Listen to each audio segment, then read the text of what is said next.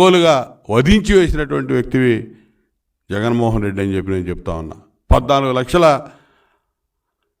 ఎకరాలు అసైన్మెంట్ భూములు ఇవాళ అన్యాక్రాంతంగా ఆక్రమించుకొని కబ్జా చేసి నీ అనుయాయులు నువ్వు ఎంజాయ్ చేస్తూ ఉన్నటువంటి పరిస్థితి ఇవాళ చాలా బాధాకరం అని చెప్పి నేను తెలియజేస్తా ఉన్నా.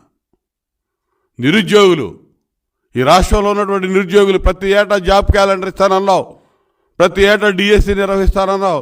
2.30 లక్షలు 2,30,000 ఉద్యోగాలు అధికారంలోకి వచ్చిన వెంటనే నేను జాబ్ క్యాలెండర్ ఇచ్చి వాటిని ఫిలప్ చేస్తానని మాట ఇచ్చావు. ఇవాళ చేసావా? నిరుద్యోగులను ఏ విధంగా వంచావు? ఇవాళ బ్యాక్లాగ్ పోస్టులు 1.4 లక్షలు, అవేమైనా ఫిలప్ చేసావా?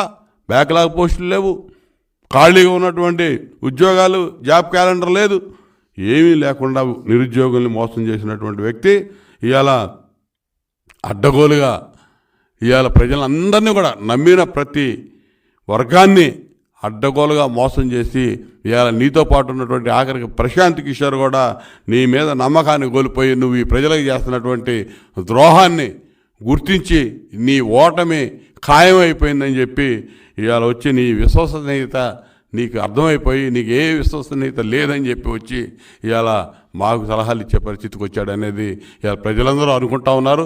ఆ ప్రశాంత్ కిషోర్ గురించి ఇలా అడ్డగోలుగా ఏదేదో తిడతా ఉన్నారు, ఏదో మాట్లాడుతూ ఉన్నారు.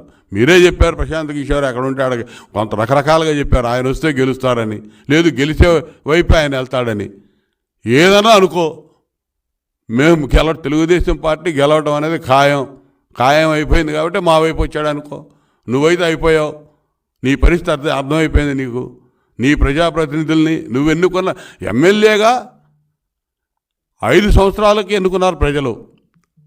నువ్వు ఒక్కొక్కడిని ఆ ఎమ్మెల్యే పదవులు వాళ్ళకు ఉండగానే అక్కడ మీ వేరే ఇన్ఛార్జీలను పెడుతున్నావు, వీళ్ళని ఇంకో చోట ట్రాన్స్ఫర్ చేస్తున్నావు. ఎవడిచ్చాడు? రాజ్యాంగం ఎక్కడిచ్చింది నీకు హక్కు?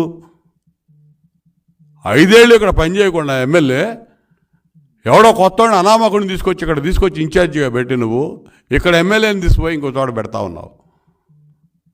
వీడు వచ్చి అనామత బాపతగా వచ్చినాడు అడ్డగోలుగా అధికార దుర్వినియోగ పాల్పడుతూ ఉన్నాడు.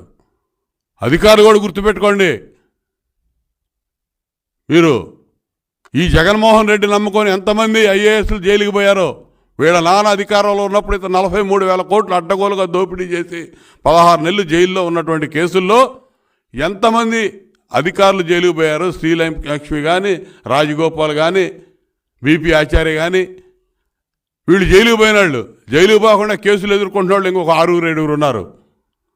రేపు రెడీగా ఉన్నారు. ఎంతమంది ఉన్నారో గుర్తుపెట్టు.